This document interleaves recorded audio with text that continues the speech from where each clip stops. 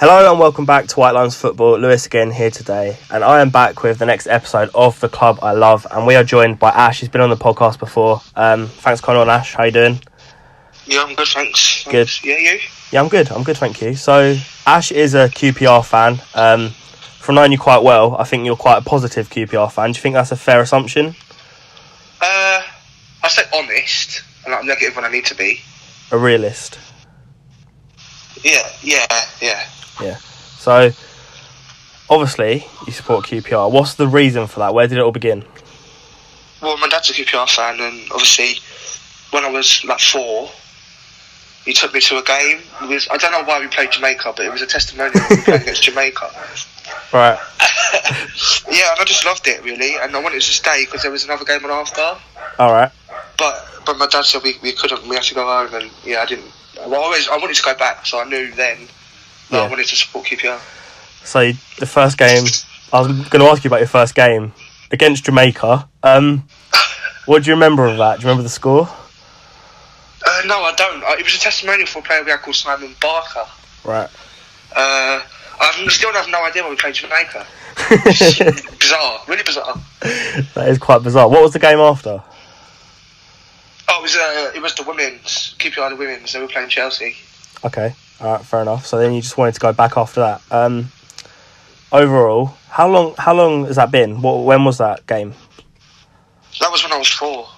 So 98, late 90s. So a long time ago. Not calling you old, but a while back. In all that time supporting QPR, 20 odd years, what's been your biggest memory? Going up in 2004 at Hillsborough. Yeah. Yeah, when the away day before we lost to, we was top 2.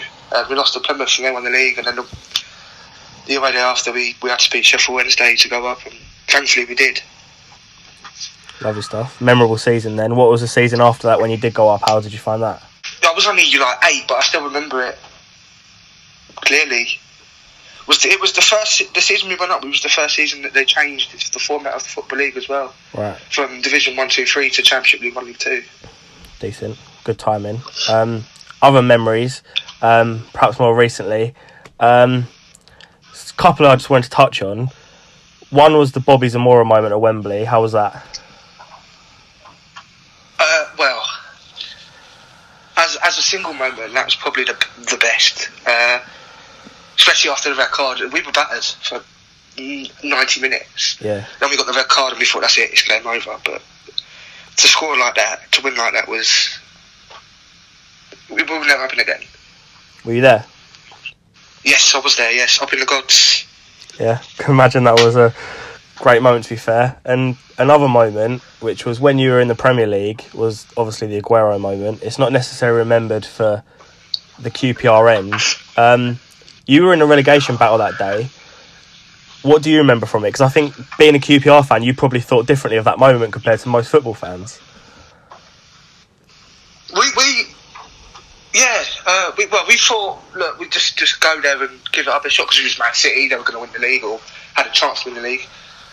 And obviously Bolton was a team we were up against to stay up. When we went 2-1 up, I thought, wow, surely not. And then obviously 2 late goals from them, but thankfully we stayed up. It was a good celebration day all round because obviously City went on to win the league and we were celebrating survival. It was a good day.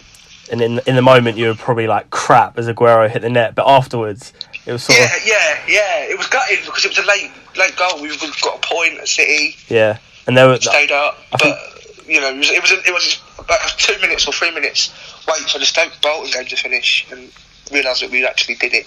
I think I remember pictures of, I think it's Cisse celebrating with the Man City players. Yeah, it was bizarre. City players congratulating us, we're congratulating them. Yeah, it was. And I thought that's probably one of the most iconic moments in Premier League history as well. Yeah, I think probably is. Good to be part of it. So obviously that was when you were back in the Premier League, not there now. How were the Premier League years for you? Because I think it was a bit of a weird one from an outsider because of the players that came in. What did you make of it being in it? Well, it was good to get back after 15 years, and especially the way we did it with the fraud and stuff, maybe points deducted, but obviously won the league. But when the likes of Granero and Park and all the big names started coming in, you're thinking, well, we could actually, similar to Wolves now, we could actually be mid-table and build something. But it turned out that obviously they didn't want to play for us. They just enjoyed the pound signs, and obviously we're still suffering from that now. What was the aim? Was the aim to sort of build on and sort of head towards Europe? Well, the aim when we first went up was obviously to stay up, but then the likes of Granero and all the big names started coming in, and we thought, hang on, we could actually have a couple of solid mid-table seasons, and maybe, because we were spending more wages than teams like Dortmund at one stage, and we thought that we could be able to compete, but obviously that reality hit in fairly soon. And the problem, you think, was because of money and players not wanting to actually play for the club, just wanting to pick up a big paycheck? Well, that was the main issue, because of the, I suppose. I mean, Wolves are a bit different now because they're a decent sized club. If we didn't have money, players like Granero wouldn't think twice about signing for QPR, would they? I mean, if we didn't have the money, they wouldn't think twice about that. So yeah, it was difficult. Yeah. And obviously, you eventually went back down. Do you think you belong in the Premier League, or do you think you sort of deserve to be where you are because of that? We deserve everything we got in terms of FFP, and that was we deserve that. Do we belong in the Premier? We're not a massive club that deserves to be playing Premier League football, but we were in the Premier League when it first started. We were a top 5 club in the first season of the Premier League, and if it wasn't for English clubs being banned from playing in Europe, we'd have been in Europe. So I suppose when you look at it that way, you could say we were, in the first ever Premier League season, so maybe you could look at it and say, look, and we would have won the better sides in that season. Yeah. You could look at it and say maybe we do deserve or belong in the Premier League, but probably not, being honest. Yeah. Well, obviously, currently you're in the Championship struggling. We'll move on to the current day. You mentioned that you're still struggling from all that money thing. Obviously, you had the FFP problems and your chairman stepped down. Do you think that needed to happen to sort it all out? Because he left it in a stable way, didn't he? Yeah. The FFP, we have money, but we just can't spend anything at the moment because of that. And obviously now it's been sorted. Yeah. The punishment isn't too bad. It's not as bad as we were all expecting. Yeah. And now it's sorted. We've obviously got the embargo in January, but we could hopefully start to spend within reason. Of course, we can't break the rules again. Spend again, but within reason. Next summer onwards. Yeah. Hopefully stay up this season, which is probably the aim because of the issues, and then start building next season onwards. And Fernandes is obviously gone now. What did you make of his leadership and guidance? Non-existent. Yeah. He's not a leader. He tried. We can't fault him for trying. Yeah. He's a nice guy, but being a nice guy doesn't get him anywhere in this industry. It's ruthless. After the first mistake, you can obviously he's not owned the club before. After giving Hughes the money to spend on all sorts of players, one mistake you can forgive. But then Redknapp came in and we did it again. And he kept saying he learnt from his mistakes. Obviously hasn't. We're in the mess we are now. Obviously, managers like Hughes and Redknapp have to take the blame, but it's his money. He sanctioned it. Yeah. His leadership was non-existent. He had to go.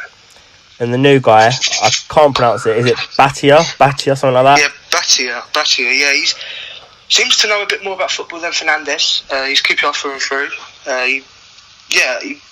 Positive, very positive. Yeah, positive signs. So since you've come back down, I think a lot of people expect you to push again. How have the Championship years been so far in the time you've been there? At home, very enjoyable. Away from home, it's. I prefer the Championship to the Premier League. Obviously, everyone wants to be in the Premier League. It's the biggest league. But I prefer the Football League myself. Obviously, if we can get there, brilliant. We'd love to get there. It's a long process. We're a long way off just yet. Just stand up this season and then start pushing on next. Yeah. And see where we can end up in the next 4 or 5 years, I suppose. The Championship years have been okay. And obviously, you've had a few managers. Currently, Steve McLaren doesn't have the greatest reputation as a manager. You've made the point very clear you think he's a good coach. Obviously, you've had a very hard start to the season. Do you think he'll come good? I hope so. I mean, he tried. The issue with him is he tries to play positive football, and at the moment, I suppose, apart from 2, maybe 3 players, we don't really have the players that can play positive football. Which, especially at the back, which is why we struggled. Conceded 6 in one half at West Brom. I like what he's trying to do. He's a good coach. He loves to coach. He loves to improve players. There's no doubt about that. But definitely needed the 2 strikers to come in. Need a defender. Definitely need a defender to come in. Hopefully, with the result against Wigan, we can actually start to build now, push on this season, and stay up. It was a big 3 points, and one of the new strikers got the goals. Wells and Hamed, what have you made of those 2, and how important were they to sign? Well, before they joined, we didn't look like scoring, and we couldn't keep clean sheets. We couldn't defend, and when that, you're going down if that's the case. So finding strikers that can score, which we have done, was needed, and obviously on debut, he just runs. He never stops. Hamed, he just keeps going, and he knows where the goal is. Yeah. Wells obviously hasn't played as much in pre-season as what Hamed did, so he lacking a little bit of sharpness, a little bit of, but he'll get there. Needed. Sharp, intelligence, goals. Now we just need to sort out the other end, and hopefully we've got a solid little squad that can stay up. Do you think Wells and Hamed will play together? Do you think that's the sort of thing McLaren will go with? Well, yeah. I think they need to, really. And Big Matt Smith as backup from the bench, good option to have, especially if you're drawing or you won down later on in games. Different option, different way to go. No Connor Washington in there? He played against Bristol City, actually, and he was good. He shows endeavour. He's quite quick. He'll chase everything. But that's where his ability stops, really. Harsh on him, I get, but he missed a great chance at 0-0. No, he'd be a good signing for a League One side. Yeah, obviously that's where he came from. Hasn't necessarily made the step up just yet. Do you think you will be relegated, or do you, being realistic, do you think you will be relegated, or do you think you'll stay up? Before the season started, I thought we'd been comfortable mid-table. I thought we had a quite underrated young squad. I thought signings would come in. Then obviously after the first 4 games, I thought we're guaranteed to go down. After the Wells and Hamed come in, and the Wigan result, a bit more positive. We won't be comfortable mid-table. We will be in a battle. But yeah, I think we can stay up, definitely. Looking brighter than it was. Yeah. And what do you think you need to do to stay up?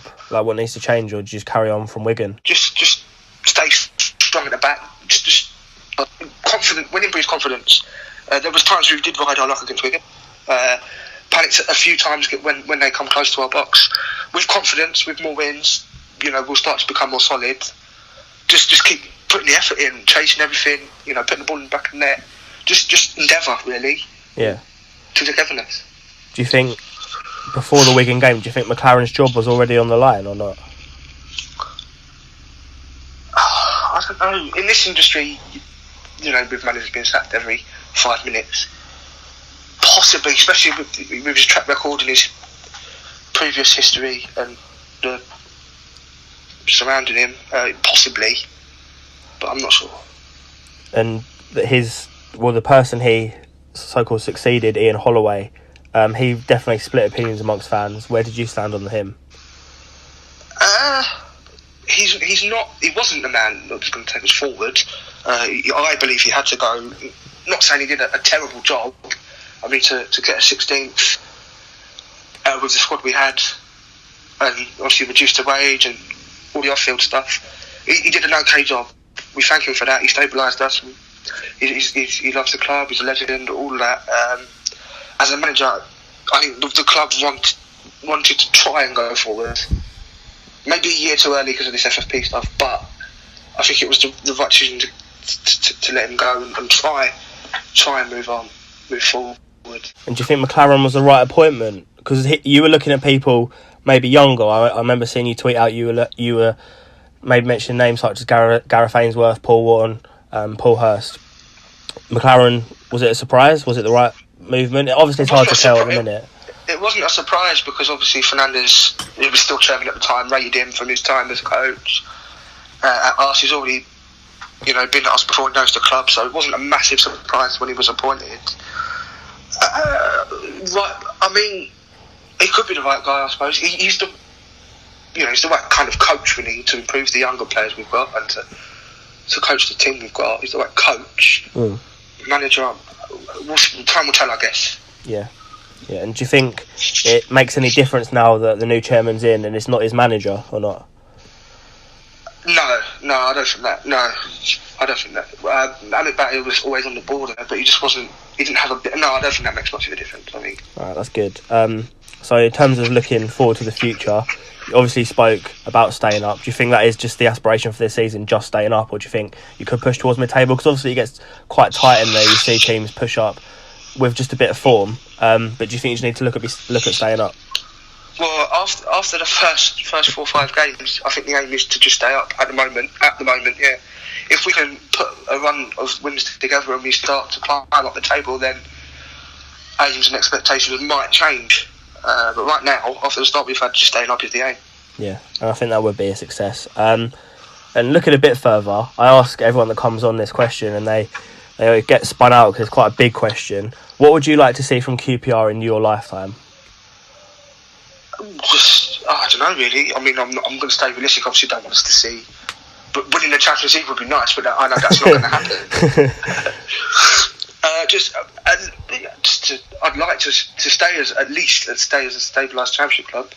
But obviously, hopefully, we can push on and put ourselves in the bracket of top Championship clubs that could go to the Premier League. Hopefully, stay there and get the glory days of the early 90s back. Yeah, that's fair enough. And one final question: are you QPR until you die? Of course. Lovely. That's what we like to hear. So thank you again, Ash, for coming on. Do appreciate it. No worries. Appreciate you asking. No worries. Ash is going to be coming on with us a little bit more. He is very much a football encyclopedia. I'll leave a link to his Twitter down below if you want to check that out. Thank you very much for listening and watching. If you did enjoy, please remember to like, subscribe, follow everything in the description, and I'll see you next time. Goodbye.